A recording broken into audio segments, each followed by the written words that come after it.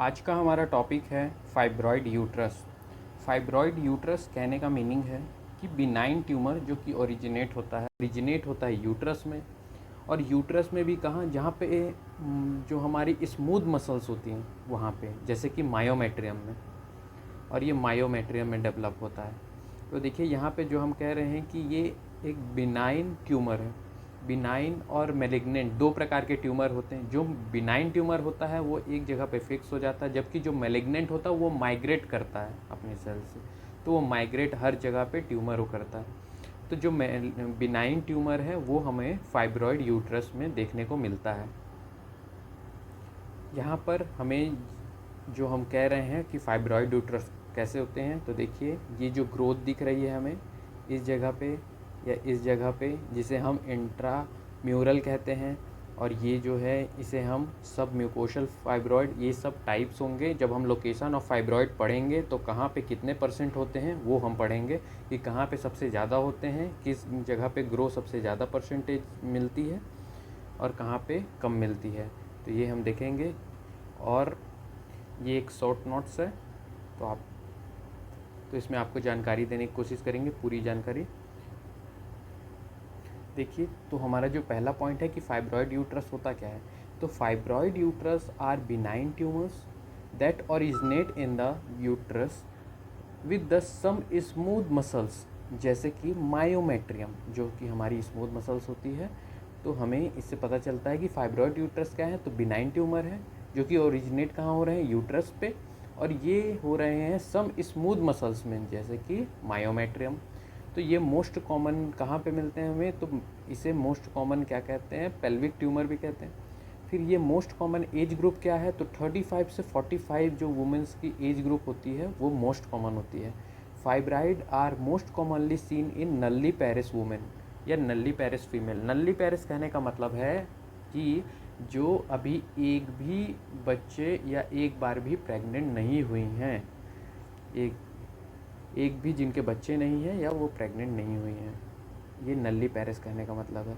इसके बाद हम बात करते हैं लोकेशन की। तो लोकेशन ऑफ फाइब्रॉयड में हम बात करते हैं कि इंट्राम्यूरल या फिर इंटरस्टिशियल, जो कि 75% मैक्सिमम होते हैं। उसके बाद जो सब म्यूकोशल होते हैं वो 5% होते हैं, और यहाँ पे सब सीरस जो होते हैं वो 15% होते हैं।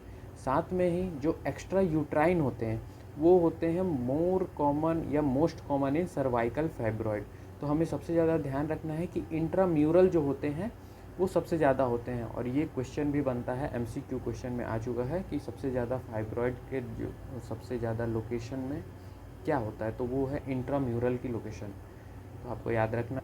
तो देखिए यहाँ पे जो हम बात कर रहे थे कि जो इंट्राम्यूरल होते हैं, जैसे कि ये दो लेयर के बीच में जो है इंट्राम्यूरल, या फिर इसे भी हम इंट्राम्यूरल फाइब्रॉयड कहते हैं, तो ये जो होते हैं ये 75% होते हैं। उसके बाद हमने बात की कि सब म्यूकस, जो सब म्यूकस होते हैं फाइब्रॉयड, सब म्यूकोसल फाइब्रॉयड, वो 5% होते हैं। तो जैसे कि ये फाइब्रॉयड, जो सब सीरोसियस जो फाइब्रॉयड होते हैं, जैसे कि ये इसे, तो ये जो होते हैं ये 15% होते हैं। तो इस प्रकार आप देख सकते हैं। हमारा जो नेक्स्ट देखते हैं अब कॉजेज़ ऑफ यूट्राइन फाइब्रॉयड। तो इसमें जो सबसे पहला कॉज है वो है मोनोक्लोनल ट्यूमर, ये एक मोनोक्लोनल ट्यूमर है।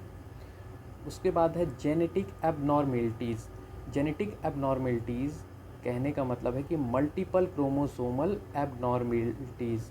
इसका कहने का मतलब है कि देखिए, जो translocation between the long arm of 12 and 14, translocation होता है इनके लॉन्ग आर्म में, क्रोमोसोम नंबर 12 और 14 के, और followed by deletion of long arm of chromosome Y, ये भी होता है। तो आप अगर इतना भी याद रखते हैं कि इसमें जेनेटिक एबनॉर्मेलिटीज़ होती हैं जिसमें मल्टीपल क्रोमोसोमल एबनॉर्मेलिटीज़ मिलती हैं। थर्ड पॉइंट है हमारा कि अल्टरनेशन इन ग्रोथ फैक्टर, जैसे कि जो प्रोटीन फॉर्म्ड होती है हमारे, वो डायरेक्ट रेट और एक्सटेंट ऑफ सेल प्रोलिफरेशन के एक्सप्रेशन पे काम करती है, तो वो बताया गया है। जो फोर्थ पॉइंट है वो है हमारा abnormalities in the vascular system. ठीक है, एबनॉर्मेलिटीज़ अगर ब्लड वेसल्स या वेस्कुलर सिस्टम में आती है तो। पांचवी जो कॉज है इसकी कि टिश्यू रिस्पॉन्स टू इंजुरी, अगर कोई टिश्यू हमारे इंजुरी पे, तो उस पे। जो छठवीं है वो है हमारी फैमिली हिस्ट्री। फैमिली हिस्ट्री कहने का मतलब है कि इफ़ अगर पहले से ही हमारे जो क्रोमोसोम्स जीन्स इनहेरिट हुए हैं मदर से, तो उसमें अगर है तो फैमिली हिस्ट्री में आपको ये मिलता है कि अगर उनमें है तो इनमें भी मोस्ट कॉमनली मिलेगा। साथ में जो सातवां है वो है एसोसिएटेड कॉज, जैसे कि अगर वो कंज्यूम करते हैं अल्कोहल, या फिर यूट्राइन इन्फेक्शन है, या फिर प्रेशर एलिवेटेड ब्लड प्रेशर है जिसे हाइपरटेंशन कह रहे हैं, तो इसमें भी फाइब्रॉइड होने के चांसेस होते हैं। Fibroid are related to estrogen predominantly, एक हार्मोन है जो कि एस्ट्रोजन उस पर प्रीडोमिनेंट करता है या डोमिनेंस है कौन, फाइब्रॉइड। इसके बाद risk of fibroid increases age obesity increase, जितने भी फैट या ओबीस पर्सन है उनमें ज़्यादातर फाइब्रॉइड मिलता है। स्मोकिंग जो होती है वो प्रोटेक्ट करती है फाइब्रॉइड से। तो एक हमको अगर बताना हो तो हम बता सकते हैं कि स्मोकिंग जो है वो फाइब्रॉइड से। और इंक्रीज पैरिटी कहने का मतलब है प्रेग्नेंट वूमेन डिक्रीज़ कर सकती है इसके इंसिडेंस को, कि जितनी ज़्यादा प्रेगनेंसी बढ़ेगी उतना ही कम फाइब्रॉइड होगा। तो ये कहने का मतलब है कि इंक्रीज पैरिटी। उसके बाद हम बात करेंगे सिम्टम्स की। जब हम सिम्टम्स की बात करते हैं तो जो पहला सिम्टम है वो है इट इज़ एसिम्प्टोमेटिक, मतलब 75% केस ऐसे होते हैं जिसमें कोई भी सिम्टम्स नहीं मिलते हमें।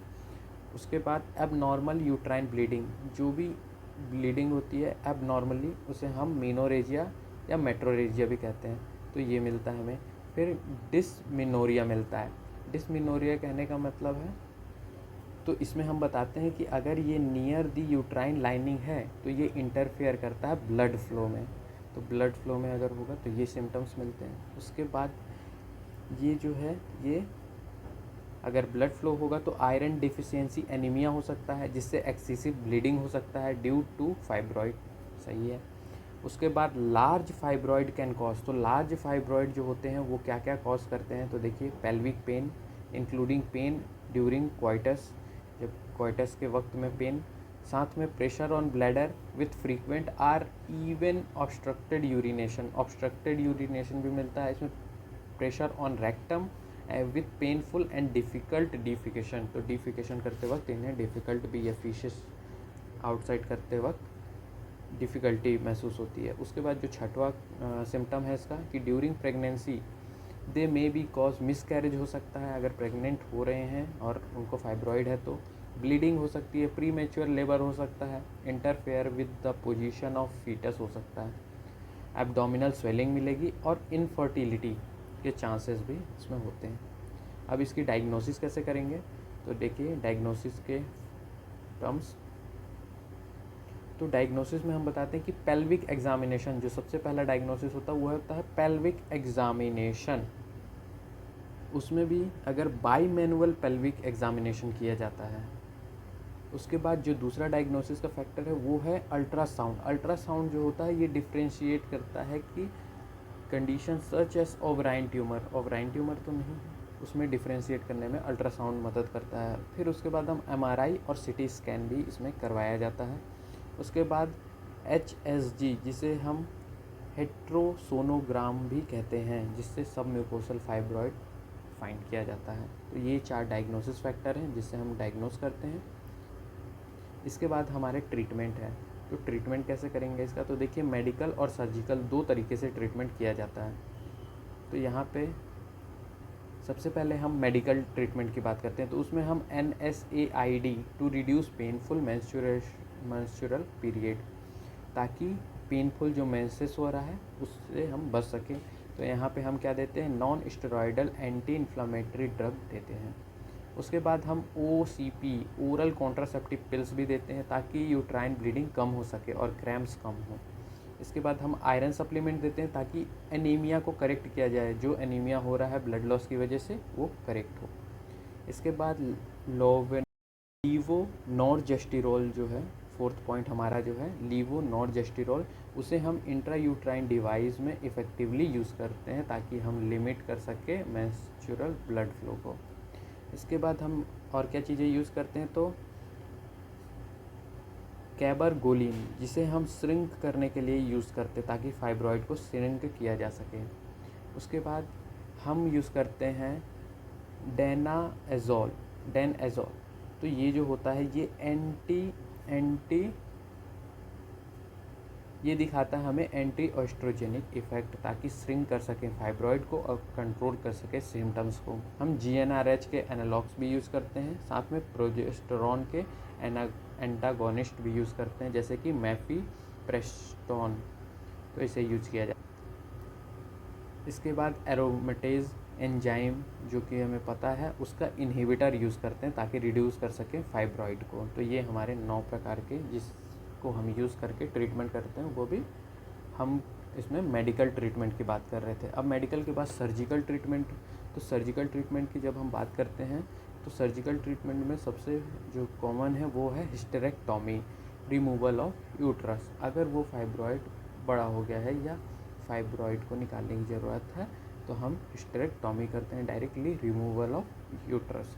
दूसरा जो है मायोमेक्टॉमी, जिसमें हम करते हैं कि जो मायोमेक्टॉमी में हम हिस्ट्रोस्कोप, थ्रू ए हिस्ट्रोस्कोप या फिर लेप्रोस्कोप या फिर स्टैंडर्ड ओपन इंसिजन देते हैं, कहाँ पे, एब्डोमिनल ओपन में।